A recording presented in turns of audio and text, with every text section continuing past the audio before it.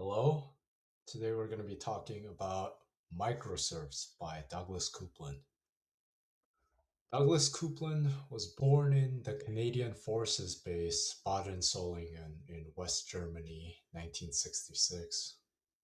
He graduated at McGill University with a degree in comparative religion. Many consider him to be the definitive writer of Generation X and cite his ability as a writer to capture the zeitgeist of the 1990s. He famously wrote a nonfiction book about Generation X, and that's what he's most known for, but he also wrote some fiction alongside that. Microserfs, one of several satires he wrote about American tech giants. It initially began as a short story, which he later expanded into a full novel. And it's about Microsoft workers during the 1990s Silicon Valley and documents the rise of Microsoft at the time.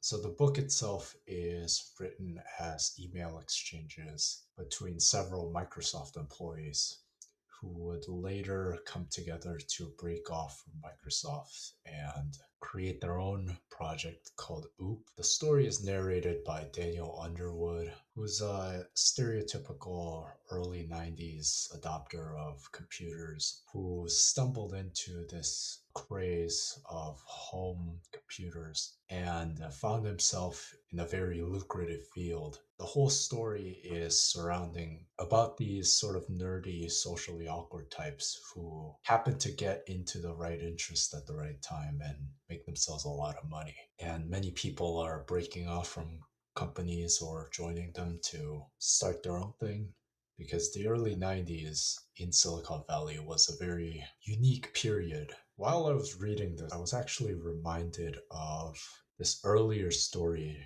in Silicon Valley of Robert Noyce. He was the founder of Fairchild Semiconductors, and he was the first person to crack the semiconductor and figure out how to fit the silicon wafers into these layers and shrink their sizes down significantly. I believe this was the 60s or the 70s.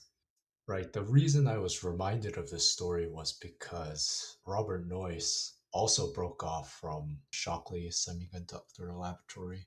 Him and his group of scientists founded Fairchild Semiconductors. And they would be later known as the Traitorous Eight.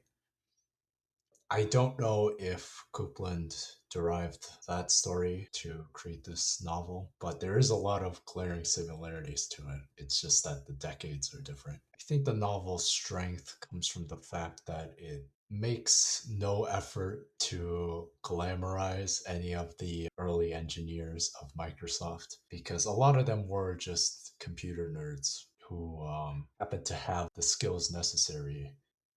This program that Daniel and his group of former colleagues break off from Microsoft to create is largely based on Lego. So it's a design software where you connect block pieces to create whatever you want. There's obviously something similar to that today. What was interesting was that the message that Coupland was trying to send was about family. Because there's a B plot involved with Daniel's father who got fired from his job at IBM and sort of loses sight on life and wanders around not really sure what to do with himself. And he would later be recruited into the development of OOP.